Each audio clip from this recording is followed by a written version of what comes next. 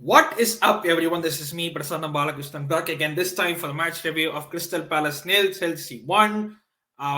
Pretty shit performance, let's be honest.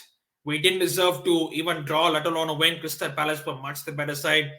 But as Chelsea have done 25 million other times, we we beat the post side all throughout the game, and then right at the end, it's a classic smash and grab kind of game.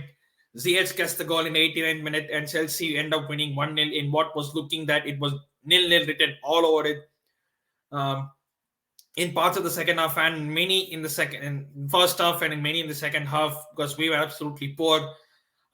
Before I go into this review, I would like all of you, to hit the like button and subscribe button, the bell notification to get notifications when I upload videos like this or go live. This is the first of two uploads today. I will be uploading the match review of India versus West Indies, the second T20, which India won. Should have done it yesterday, but had some other work, so I had to postpone it to today. And so this is the lineup Chelsea went with. We went with normal back four or back three, however you want to call it.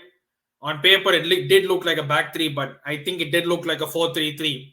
We went with the back four was Christensen, Thiago Silva, Anthony Rudiger, and Malang Sarr. It was due to some circumstances. Reece James was still out. Aspilicueta and Mason Mount were out for this game. So we basically went with a false right back, if you want to call it, because Anders Christensen was our false right back. We couldn't even play, at the back three formation because we had literally had no wing back. So this is the formation we had to stick to. Malang Sarr was at left back. The front three, Ziyech, Lukaku, and Havertz. The three in midfield, Kante, Jorginho, and Christian Pulisic. And to be honest, we were really, really poor in that first half. We looked out of touch in that first half, although we had some chances. Although Crystal Palace, they feel that they should have scored at least one or two goals. You look at this, the first chance for Olise, I think it was. Olise, yes, it was. It was Olise, the Frenchman. I think we must have fouled him just about 30 million times because he looked so dangerous on the ball. Only if we had to foul him that the game would be stopped there because every single time he went forward, he looked dangerous, and our defense kind of looked shaky at situations.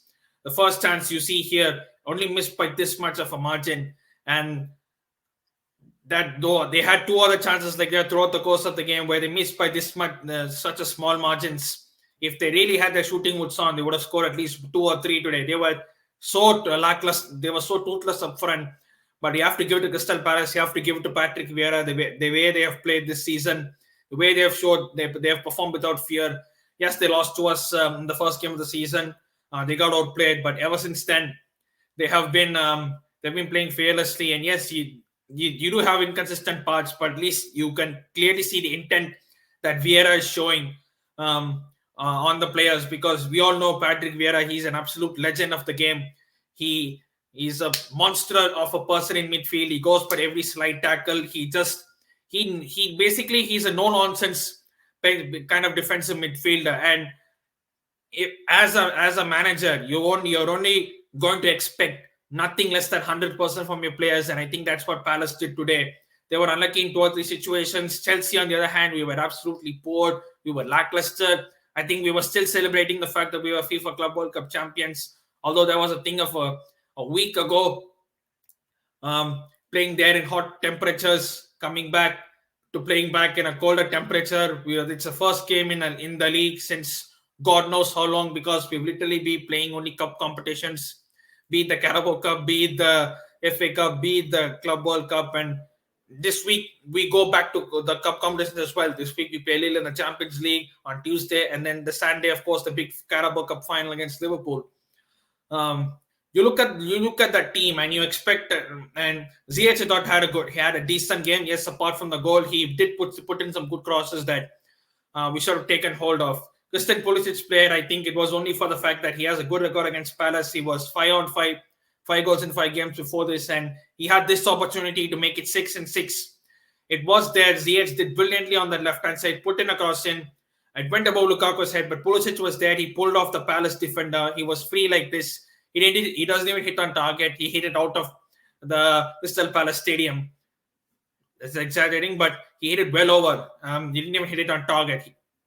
Looking at the amount of time he had, he could have at least taken a touch. and probably then put it in the corner. And like that, two or three chances we had. You look at this chance, Malangsa doing brilliantly. Kante getting into some good space in the box. He was onside. Malangsa finds him brilliantly and he hits it straight at the keeper. He couldn't replicate what he did in the 2018-19 season under Sari when we won 1-0.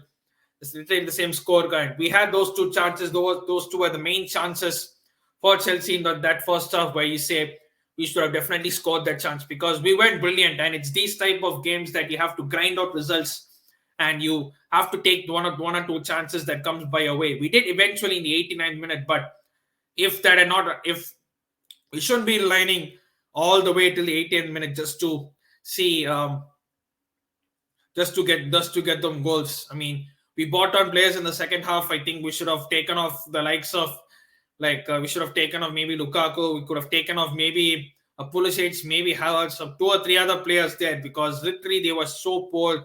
We were nothing. We literally had nothing going forward. Our attack was literally toothless. Like we couldn't bite. There was no bite because there was no tooth in the attack. And Palace they had chances. Another chance. You look at this Wilfred Zaha pulling in front of the playing the offside trap, beating the offside trap, should I say, and going through one-on-one and just missing it by this whisker. They had three chances throughout the course of the game where they missed by this much. They couldn't even hit the post. They didn't even hit the target. But otherwise, to be fair, Mendy really didn't have nothing much to do. And our backline, Thiago Silva, as solid as anything. Rudiger had one shot, which I genuinely thought was going to fly into the top corner, but Guaita made a good save out of it. He was decent. Anders Christensen as the false right back, as they would like to call it. You look at probably the one time he did an overlap on Ziyech. You look at generally right backs or right wing backs, they like to overlap whenever the right winger is trying to put a cross in to help them to put the cross.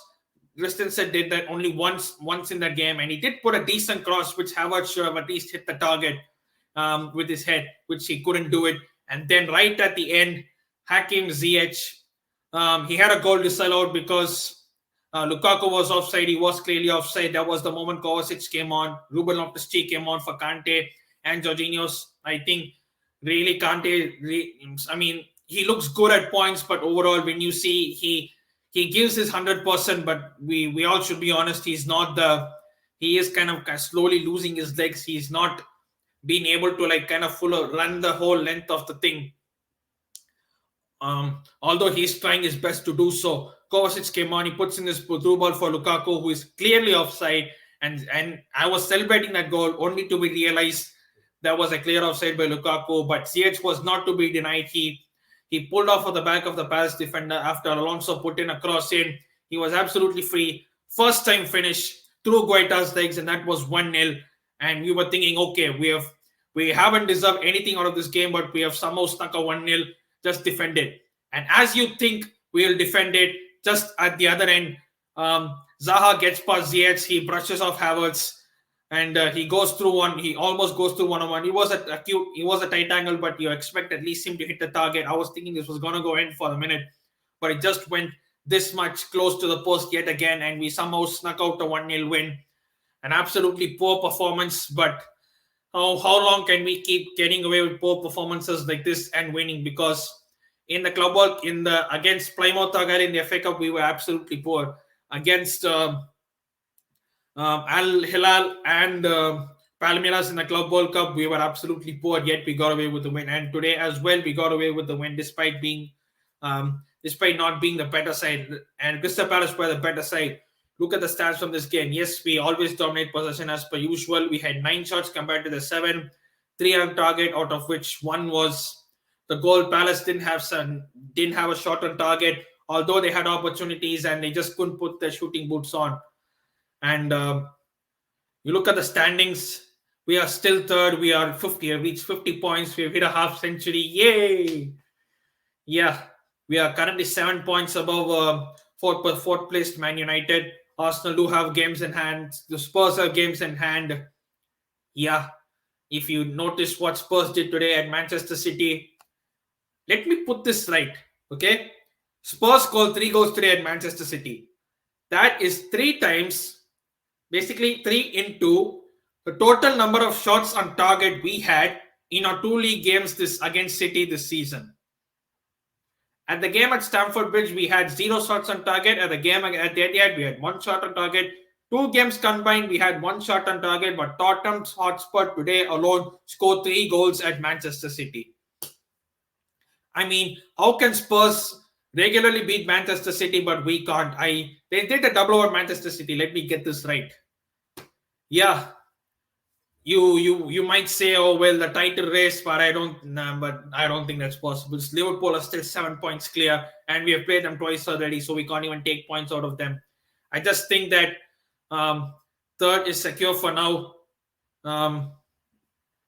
The 50 points, and we should be looking to concentrate on cementing the third spot, because that is what we should be. That is what we are faced with now.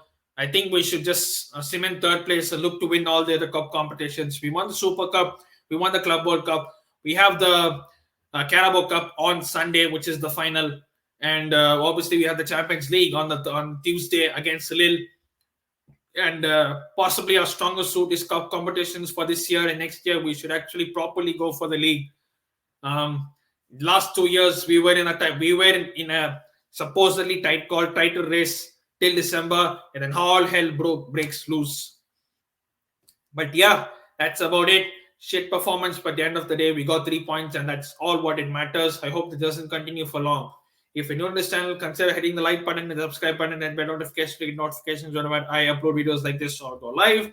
I will be doing the second T20I review of India versus West Indies, where we beat them, and the Paytm Trophy collectors, otherwise called as Team India. We beat them at Kolkata. So do keep on watching out for that. But as I keep saying at the end of every single video, stay safe and wash them hands.